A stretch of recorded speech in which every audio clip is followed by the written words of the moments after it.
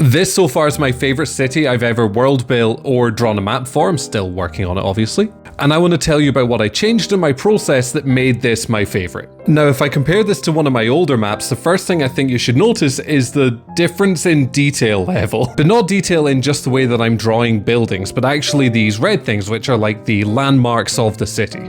I have way more because I've changed the way I go about designing a city.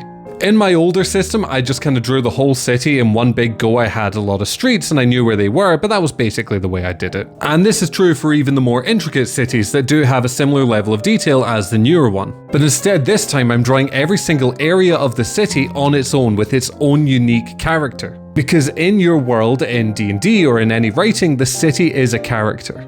And actually, different parts of the same city are also characters. It's characters all the way down. For example, we have the old city with its big long boulevards, old castles. It's got all the things like Victory Square. It's got a lot of the old institutions and very expensive buildings. Whereas Gravehold, that's got the palace to the goddess of death, the big graveyard to the central city, and of course the Assassin's Guild. And when drawing this little bit of the city, I had a totally different idea in mind from the old town. And so when my players get to this city, and hopefully it'll be done, I'm going to be trying to deal with them per area. I also think it's, not to toot on my own horn a wee bit, I feel like it's given quite a lot of interesting, like, obvious street differences. This might literally be only me that notices this though. So, for example, if we have Peldock, which is kind of this region here, we can see that it's a bit of bigger houses, we've got a lot of squares, a nice park. But then when we get to Cyrilna,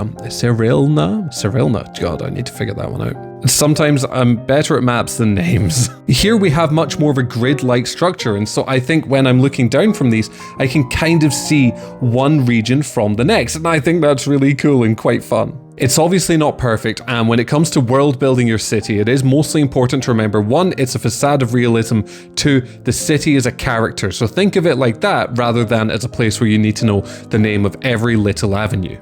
But I'll keep sharing this as I go along. Hopefully it'll keep turning out to look good. I think it looks amazing so far. Not very useful for players to read, but it's not about them. Anyway, have a lovely day. Okay, bye.